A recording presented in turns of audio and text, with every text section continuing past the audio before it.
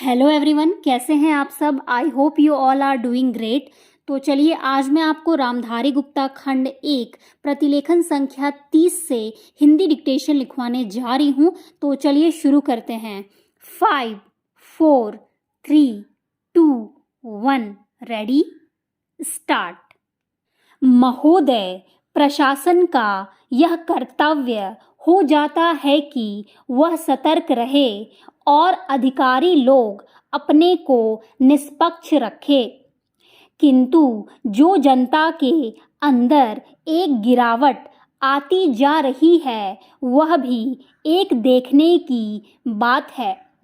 इसलिए मैं चाहता हूँ कि सरकार कोई ऐसा प्रयत्न करे जिससे कि भ्रष्टाचार को रोकने के लिए जो लोगों का नैतिक स्तर ऊंचा होना आवश्यक है उसको ऊंचा किया जा सके। उसके लिए जो भी वह कर सके करे। मुझे कहना तो बहुत कुछ था, लेकिन चूंकि मेरा समय समाप्त हो गया है, मैं अब और कुछ नहीं कहूँगा। महोदय, इसलिए मैं माननीय रक्षा मंत्री महोदय का ध्यान इतिहास के उस सबक की ओर दिलाना चाहता हूँ कि हिमालय की चोटी पर जिसका अधिकार रहा है उसका गंगा और यमुना के मैदान पर भी अधिकार रहा है।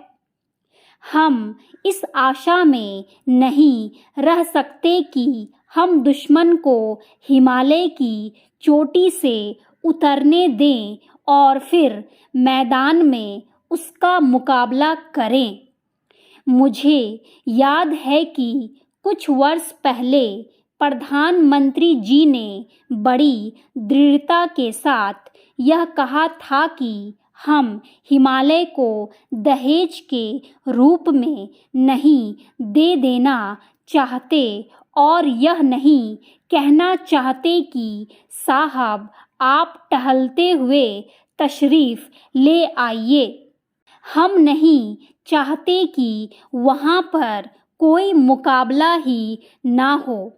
मैं समझता हूँ कि अगर किसी भी मिलिट्री अधिकारी के दिमाग में अभी तक यह भावना है कि हम हिमालय की ऊंची चोटियों को छोड़कर नीचे मैदान में आकर युद्ध लड़ेंगे तो उनको भ्रम में नहीं रहना चाहिए।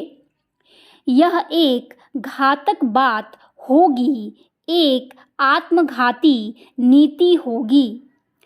अगर एक बार चीन का हिमालय की चोटियों पर कब्जा हो गया तो चाहे वह बाद में नीचे हम पर हमला ना भी करे, किंतु वहाँ से हम उसको कभी नहीं हटा सकेंगे।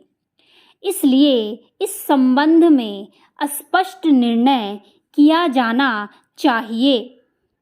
इसके बाद मैं मध्यवर्ती क्षेत्र के बारे में कुछ कहना चाहता हूँ।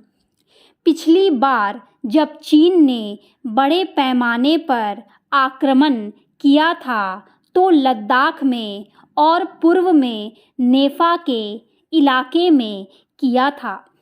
मध्यवर्ती क्षेत्र में मिडिल सेक्टर में लड़ाई नहीं हुई थी, लेकिन मेरा अपना अनुमान है और बहुत से लोगों को इस बात की आशंका है कि अगर अब कभी चीन ने दोबारा हम पर आक्रमण किया तो वह मिडिल सेक्टर में करेगा। इसके कई कारण मालूम पड़ते हैं।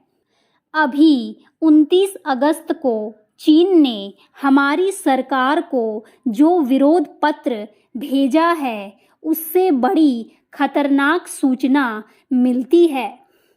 वह बड़ी चिंताजनक बात है और उस पर बड़ी गंभीरता से विचार करने की आवश्यकता है।